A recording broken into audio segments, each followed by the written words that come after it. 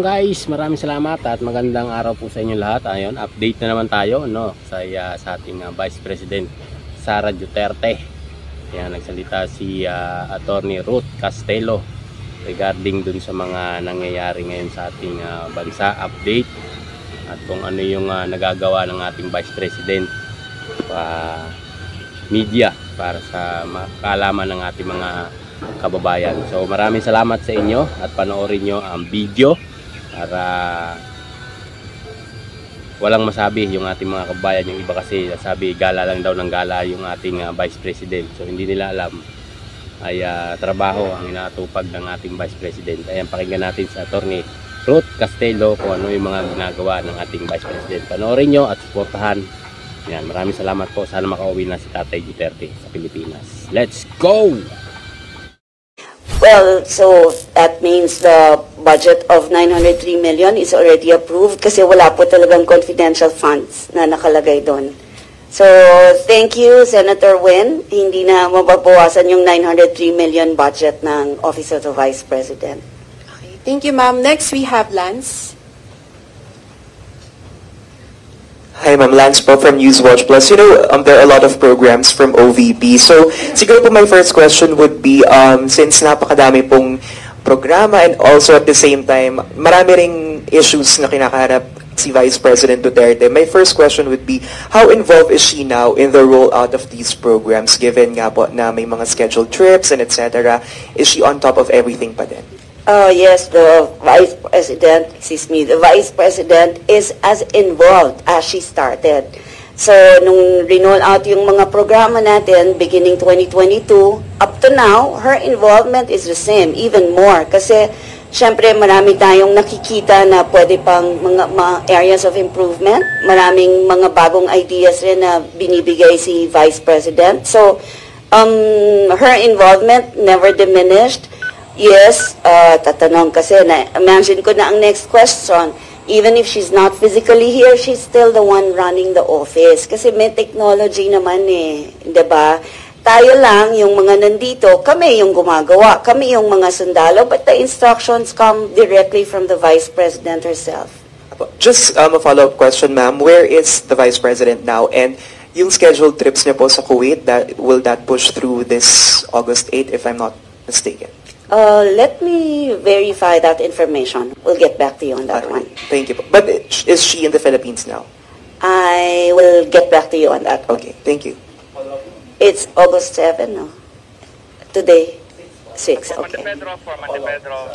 Okay. Nung pagbalik ni VP Sara po dito sa Pilipinas, nakita po ba kayo, ma'am? And then may bilin ba siya sa inyo? Especially sa institution po? Doon kasi pagbalik niya, the day after she went to Marinduque. Papunta ako rin dapat nakaschedule and some members of the team from Manila na papunta dapat sa Marinduque, but hindi kami natuloy kasi sa Roro malakas daw yung agos. So it was not safe for us. Hindi kami nakapunta, but we were supposed to be with her for the 3-day activity in Marinduque. Same pa rin. Pareho ng bilin niya before, pareho rin ang bilin niya ngayon. Thank you, ma'am. Next, we have Ms. Marisol. Actually, ang tanong ko lang naman is, does she have any official engagement outside? Is she just here? How is she po? Okay, for today, specifically for today, we'll see. Hindi na siya nasisilayan. Oo nga, sige. Since you're her spokesperson, so, pumustay namin saan po si VP ngayon, ma'am. Okay. Kumusta po siya? Sige, we'll get back to you on that before we end this conference. JZ, paalam na lang, please. Is she just here? Who knows? She can just be right in the office. Oo nga, a few steps away. Ma'am, ano talagang kung saan po siya ngayon? Meron ba siya mga official engagement sa labas? Okay, sige, we'll give you the answer later after we confirm. Sorry, ma'am. Follow up lang this.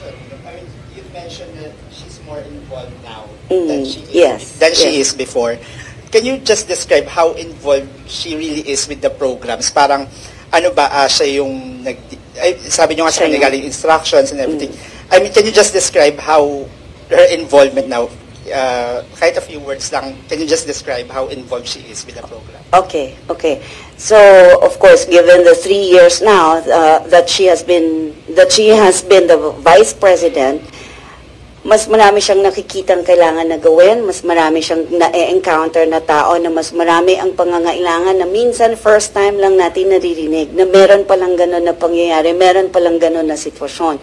So, lahat po ng ginagawa ng Office of the Vice President, even the regular programs that we have, submitted sa kanya lahat ng report, and then magko-comment siya dun sa report that should have given more here, should have given less there, para mas na-spread, na-ikot, or ganyan.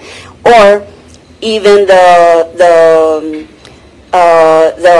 public release, the press releases that we make, even the ones in social media, chine-check po muna ni Vice President yun kung tama ba or accurate ba yung mga figures na binigay nyo, i-compare niya dun sa records niya.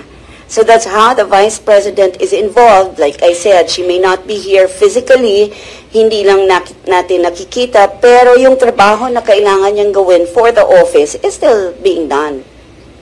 Ano lang, minsan virtual, minsan ghost. Thank you, ma'am. Follow up. Related, ma'am, doon sa tanong kung talagang mas involved si VP Sara ngayon. Kasi merong survey ngayon na bumaba yung kanyang yung performance rating ng OVP. So, kasi may impression din na kaya bumaba dahil lagi siyang wala sa bansa. Ano po yung comment natin dito? We of course respect the survey. Regardless of the source, kung saan po galing yung survey na yan, okay lang po sa atin if that is their findings. And of course, with that, kung totoo man yun o hindi, we have resolved to do better for the Office of the Vice President. The Vice President herself also has resolved to work even harder than we are all working now. So pagbubutihin pa po natin lalo ang serbisyo na ibibigay natin sa taong bayan. Thank you, Attorney. Yes, Red. Good morning, RBC. Well, nasabi na po natin, Bella, yung survey kasi nga parang tumaas, parang while mas bumaba po siya sa Luzon, Balance Luzon, and sa Visayas po, ma'am. So, gagawin po ba ni BP po ba, mas ifo-focus po ba ang serbisyo niya dito sa Luzon or so Visayas, magiging targeted po ba in light of the recent survey na slight bumaba yung kanyang performance rating and yung trust rating po niya. Kasi sa Mindanao, medyo slight lang po yung binaba noon, pero still, medyo mataas pa rin po naman. So, ano po ba, magiging target po ba? Or magiging national pa rin po ba ang scope ng OVP even if there's a decline in the survey ratings, ma'am? Yes, alam nyo naman kasi, Red, ang Office of the Vice President, survey or not, survey or no survey, pareho lang po ang trabaho natin. It's all in a day's work. Kung ano po yung mga kailangan namin gawin, yun lang rin po ang itutuloy natin. Of course, mag-extra effort tayo ngayon because of that survey. Pero regardless of the location rin, ang trabaho po natin ay we can do better. I'm sure we can do better here and there. At ang pangalawang Pangulo po, like I said, whether she is here or not, pareho din po or mas higit pa ang trabaho na ginagawa sa ngayon. Okay, thank you, Attorney. We have time for one last question. Yes. Yung sinasabi ni Senator Trillanes na kaya daw tahimik si former Vice President Robredo dun sa impeachment case ni VP dahil magkaalyado nga ba sila? So baka meron lang pong clarification. In fact, we arranged natin pag-visit before Senado. So in short,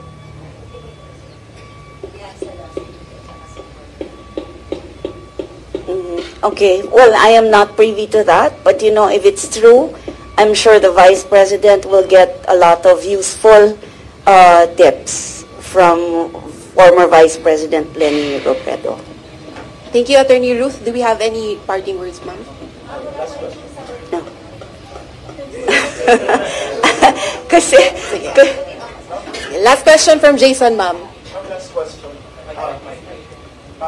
Alam namin you're not the spokesperson po for the impeachment, pero gusto lang namin kamustahin yung institusyon, yung moral po ng mga staff ng OVP na ngayon po ay magdidesisyon, magbobotohan po mamaya yung Senate po. Okay. Kagaya ng sinabi ko tungkol sa ano yun? Yung survey or no survey, impeachment or no impeachment, the office of the Vice President will work the same or even harder to fulfill the mandate of the office and to fulfill also the advocacies of the office of the Vice President. Pareho lang, parang kaming we're shielded. We do not know what's happening outside. So, tuloy lang kung anong trabaho.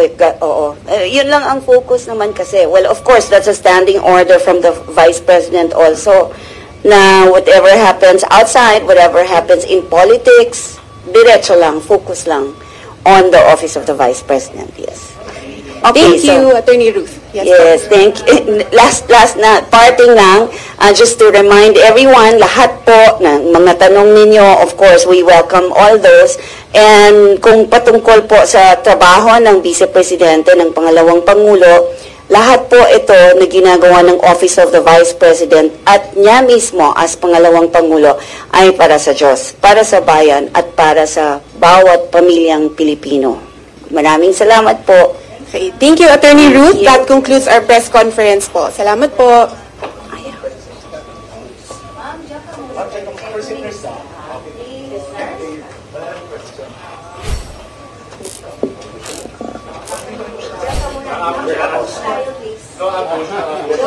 Sit-nurse lang po, Okay.